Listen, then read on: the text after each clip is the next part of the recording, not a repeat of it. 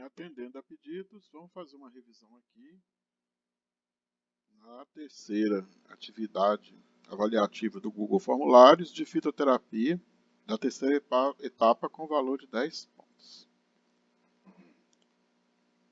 Bem, a questão começa fazendo um texto introdutório, aonde cita,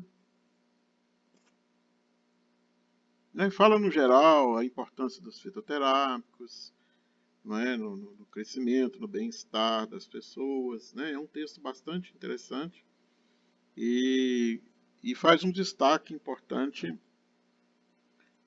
principalmente em relação ao uso desses fitoterápicos com qualidade. Então, é claro que o foco, quando a prova, um concurso, começa fazendo um comentário, um texto que comenta algum aspecto importante dentro do assunto, você vai ficar atento que as questões vão te pedir isso, vão abordar essas questões, esses detalhes aí. Então vamos lá. A primeira questão, ela fala da goiabeira, que é uma planta brasileira. A gente quis mostrar isso, destacar bastante, porque é uma planta bem nossa, tá? E começa a questão, contando o que ela tem, fala que ela tem alguns ativos, que as pessoas usam a casca, aí, fala que ela tem, taninos, começa com taninos. Então, se a descrição fala primeiro de uma substância, provavelmente é aquela que está em maior quantidade. Então, ela tem taninos, flavonoides, óleos essenciais, os aromas, álcoois sesquiterpênicos e ácidos triterpênicos também. Desculpem aí. Aí fala que as partes usadas, geralmente, é a casca, os brotos, a pontinha aqui dos galhos, tá? As folhas e as raízes também. Aí, assim sendo, pede para marcar, assim sendo, como caracterizar a presença de taninos. Destacou taninos. Então, nós queremos pesquisar taninos. Aí a gente vai lá no conhecimento de farmacognosia. Tanino é uma substância muito fácil de encontrar. E aí vamos ver o que nós temos de alternativa. Aí fala que forma um precipitado amarelo com adição de reagente de Maia. Maia é um reagente para alcaloide. Nós não temos nem alcaloide na goiabeira.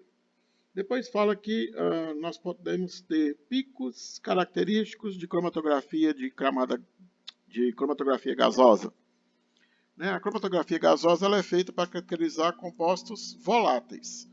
Até que eu tenho alguns aqui, mas se a pergunta era para taninos, taninos não são identificados com cromatografia gasosa. Terceira alternativa fala que ele forma precipitado na presença de cloreto férrico, que é o reagente característico para identificar taninos. Os taninos são ácidos e eles complexam com ferro. Cloreto férrico, ou outro sal, ou qualquer íon de ferro 3. Então, essa é a alternativa corretinha. A formação de fluorescência, a palavra ficou aqui até errada, mas tá para ver, fluorescência amarela esverdeada, na presença do reagente de Talbot. Talbot é para flavonoide, mas como a pergunta era para tanino, isso aqui não serve para taninos. E depois fala da coloração rósea, na reação de Murexida. Murexidas são para hipoxantinas, para pesquisar cafeína. Em goiabeira não tem cafeína. Deixa eu ver aqui a quantidade de acertos dessa questão. Vamos pular logo a pontuação aqui para ninguém. Primeira questão. Tá, muita gente acertou, 28 pessoas, 100%. Ótimo, bem faturado. Aprendido o que é taninos. O que são os taninos? Segunda questão fala do plantago. Essa questão, na verdade, a resposta dela era uma substância, uma classe.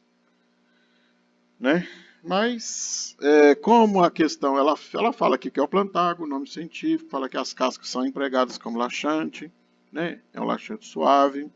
Alguns compostos aí vão aumentar o volume fecal. Então, está falando que alguns dos compostos que tem no plantago, não são todos, vão aumentar o volume fecal. Então, a resposta certa a essa questão seria só as mucilagens.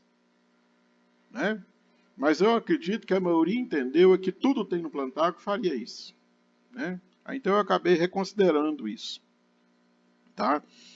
Então fala que tem, né, alguns compostos, favorece o volume, aumento do volume fecal, favorece o amolecimento das fezes, né, e dessa forma reduz aí o esforço para o sujeito fazer evacuação quando ele tem hemorroidas. Aí pergunta, quando ingerido antes das refeições, diminui a sensação da fome, então quer dizer que tem alguma coisa nele que incha, né?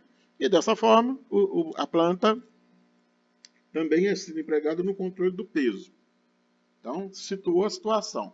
Parece que o mecanismo aqui é a história de formar o volume nas fezes, né? A pergunta vai focar nisso. Formar o volume nas fezes e aumentar a sensação de plenitude gástrica, de barriga cheia. Aí faz a pergunta.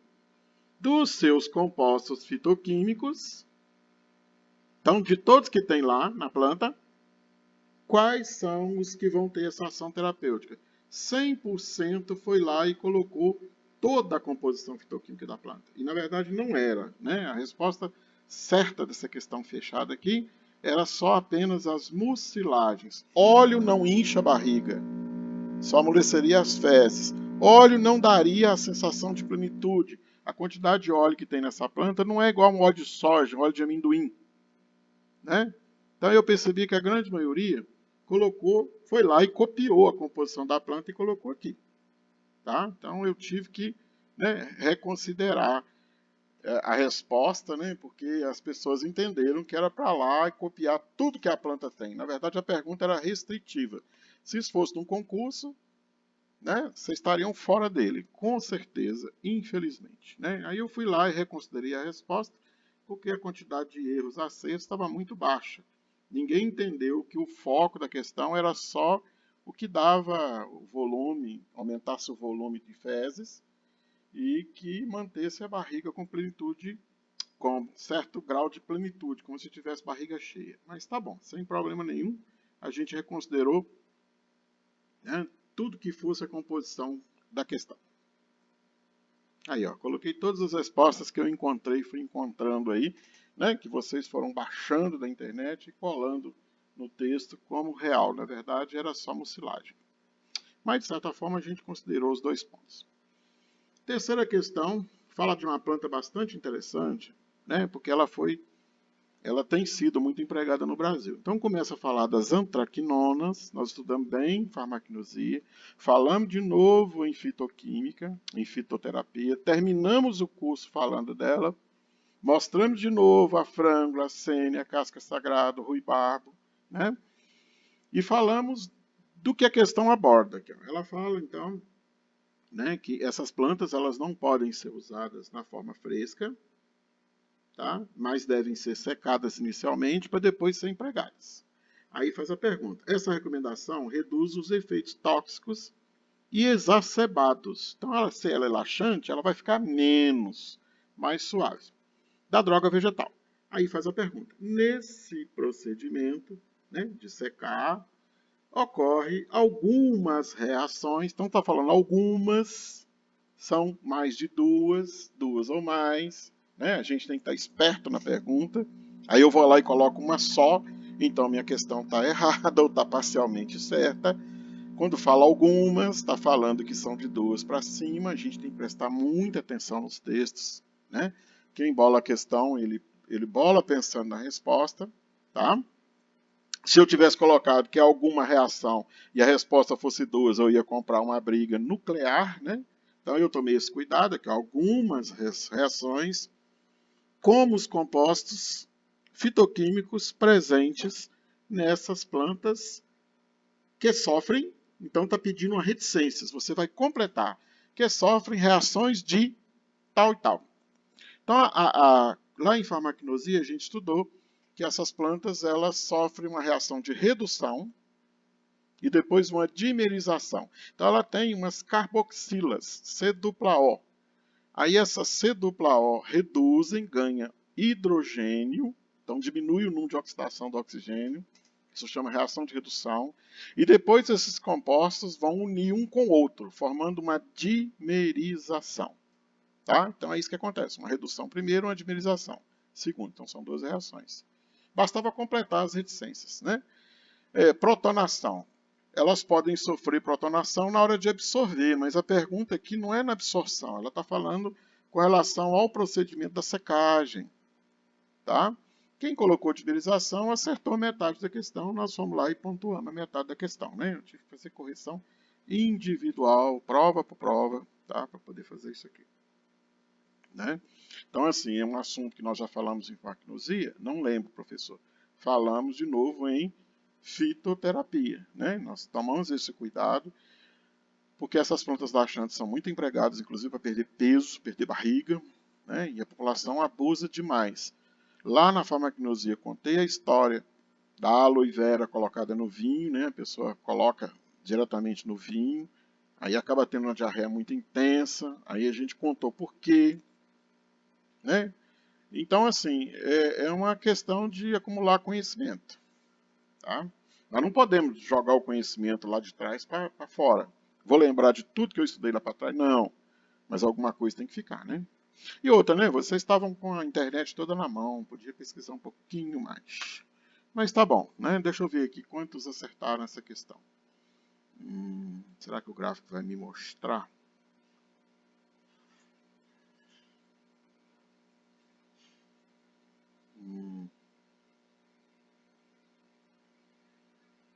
Plantago. Cadê a questão? Primeira questão da goiabeira. Tá.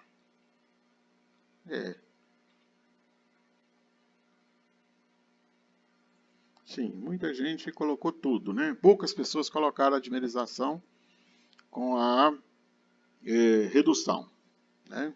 Colocaram oxidação, né? Eu até levei em consideração algumas respostas. Agora, tem gente que colocou assim, o efeito terapêutico dela. A pergunta não era qual é o seu efeito terapêutico, era por que tem que fazer a secagem. Isso é importante, né? A gente saber disso em fitoterapia, tá? Muito. Bom, vamos para frente. A outra questão fala de plantas usadas no câncer, né? Aí faz as famosas perguntas se são verdadeiras ou falsas. Então eu coloquei aqui uma gravura mostrando células tumorais crescendo, contei a história, peguei um pedaço de artigo, né? Citei aqui a fonte, falando do potencial dessas plantas para ser usadas como antitumorais ou anticancerígenas. Certo? Aí eu comecei a fazer, né, as perguntas se são verdadeiras ou se são falsas. Vamos ver aqui o padrão. Não é? Então, a primeira, ela fala que... Vamos ver aqui, vamos tirar isso aqui para mostrar a questão inteira. Né? Esse trem não deixa eu mostrar a questão inteira.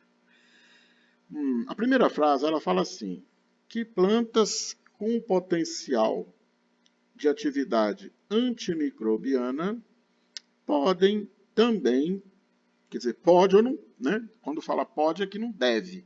Pode.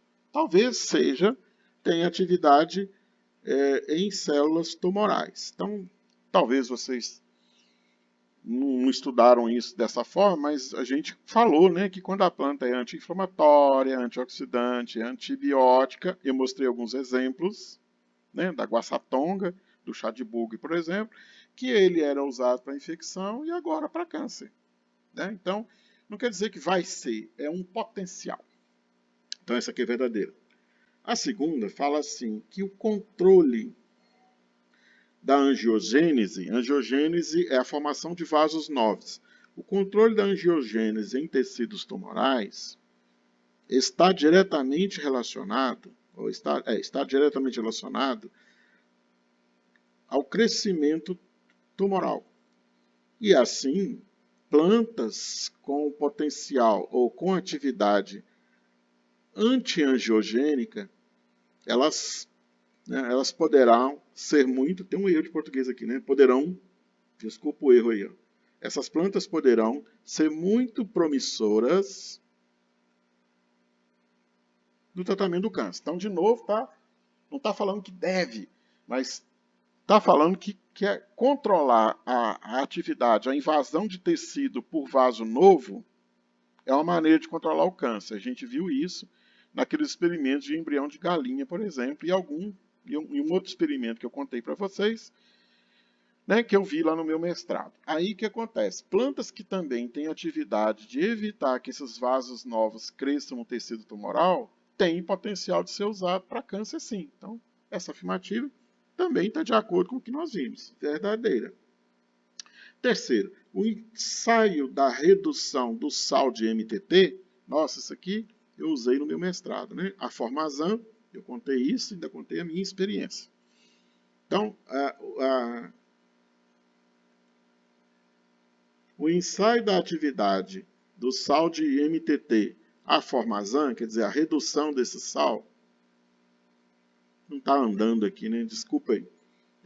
Em cultura de células, então está falando assim, você pega uma cultura de célula tumoral, põe o MTT, a redução desse sal em Formazan, que é o sal que fica azul, né? O MTT é amarelo, fica azul, nós mostramos isso, tinha até corzinha lá na aula, em que mostra as células viáveis, tornam de coloração azul.